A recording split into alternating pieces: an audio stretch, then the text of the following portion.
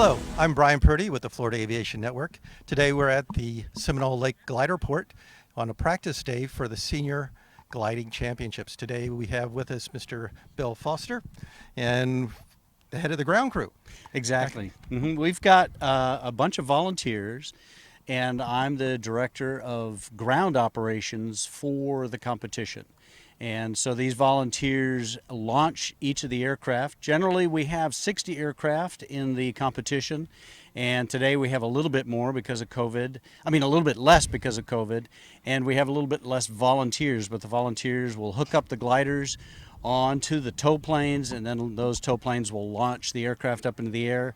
Then they will disconnect and turn around, and the tow planes will come back and land and then hook up to the next one. So we'll get through all these aircraft hopefully within less than an hour and get everybody launched up into the competition. And then after everybody's launched, then they'll start the competition and start their, and then our job is done. And so we're making sure everything on the ground operation-wise is a safe operation. Not just hooking up and everything else, but the gliders have to make sure that they have all their things ready to go flying before they get yanked up into the air. And so we ensure that they've not things connected to the airplane that are not supposed to be connected to the airplane, and things that are, and make sure their speed brakes are down, make sure their spoilers are working, the flaps and the ailerons are all working operational before they check that, canopy closed and locked, all that sort of thing. And good job. Neat. So the safety aspects are always paramount. Don't have as much worry about problems with the tow plane being the only motorized one. How long will a normal flight for one of the gliders last? Well, these gliders are going to go up follow a pattern that might go all the way up to Ocala, Florida, to Gainesville, and come all the way back down to Orlando to Disney property. And they might be up for 5 to 6 hours. Wow. And so these gliders are going to, once they get launched, and then once the director of the competition says game on, then they follow this pattern. And so, they're all busy right now in their cockpits loading where this pattern is, where their stops they have to go. And then their goal is A, stay airborne, because you can't fly it unless you're airborne. And B is to do it as fast as possible. So they will keep spiraling up to catch some lift, and then they will race over to point Alpha, point A, and then they'll spiral up again, and then race over to B, and then spiral up again to race over to C. And so that's how the competition is held. And he who does it fastest in the least amount of time wins. And so that's kind of the competition. Now we have a variety of gliders out here, and so there is some changing of the rules to adjust for people that have super high-tech gliders compared to the ones that are old-fashioned. These are the seniors, and so some people can afford the $250,000 airplane, and some people get the $30,000 airplane, and so that's kind of how the competition goes. And I've heard that I guess there's a handicap system to it. That's also. part. Yeah, So that's what I'm talking about. Spending the money doesn't necessarily give you that much of an advantage. That's right. It's still an advantage, but yeah, we try to even it out a little bit with a handicap. And then on the recovery, what would the volunteers and the ground crew be doing? Just letting the gliders come on in and then catching them before they No, tip over? the ground crew's done with once we get them launched airborne, then we're completely done. Not my job, but their job is completely done. And then in recovery, there's 2 recoveries. One of which is the plane comes back here, we record it that it got done. It might have completed the task, it might not have. It doesn't matter as long as we got them safely on the ground here. The other recovery is if somebody runs out of altitude and airspeed and ideas somewhere else.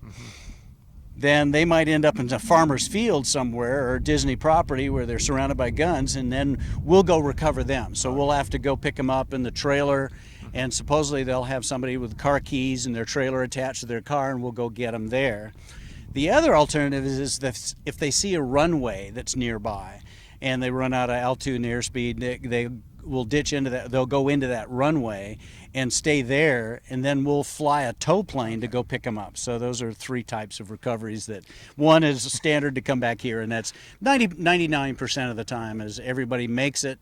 They might not do the whole task, but they'll make it back here. Now, in that situation where they did have to land someplace else, is it strictly a time penalty? Or does they're done. You're done. You got to do it. You're done for the day. Yeah. If you didn't make the task, you have to make the task in order to be qualified. Flight. Yeah. Okay. And then to be in the competition, if you don't make the task one day, generally, you know, it's the rest of the time is practice, because you'll be pretty far behind those that are, you know, up to the task. Now, is it based on, is it a point scoring or just strictly the time? It is, and it's a complicated thing that's way above my pay grade. They, you know, these guys doing econometrics or, you know, doing silly things with the numbers that I don't understand. So, okay. Well, we look like a beautiful day. Will the aircraft start from this end and take one in off, or did they? again, that's above my pay grade, Okay. but the wind is blowing right now in the wrong direction for everybody, where everybody's lined up. So this whole operation might turn around and head to the other end of the runway to launch. But there will be a decision about that, because this is Florida. The temperature's changing. There might be a thermal system that's giving us a good suck that's coming from the north. And but right now, see, look at the sock on the top of that. That's showing a north wind. Yeah. As to where you and I are standing, it's a south wind. So we're gonna work with that. Okay. So we'll have Great. to, yeah. It's amazing. It's a beautiful day. We're looking forward to. Since it's just a practice, but they have any potential records today, or is this okay? Still going to be Highly unlikely, but practice days. These guys out here are all considering it a race day. They're not. They're, you know, the points don't count today, but they're all taking it pretty seriously. So. where they always find room to improve. Say, I Absolutely, goofed up here. absolutely, yeah. The contest director, who's also flying, and so he's relinquishing his duties, is competing, and I have never seen him go flying without it being a competition. He's always up there testing himself, trying to learn something new. You know, Rich Owens, he's always Rich is always you know, pushing himself to improve, and he's won it a couple times, and you know, but he's really, you know, and as most of these guys are, I'd say. Yeah. Now, you said you've got a volunteer crew, Florida Aviation Network, with volunteers also. Where are you drawing your volunteers from?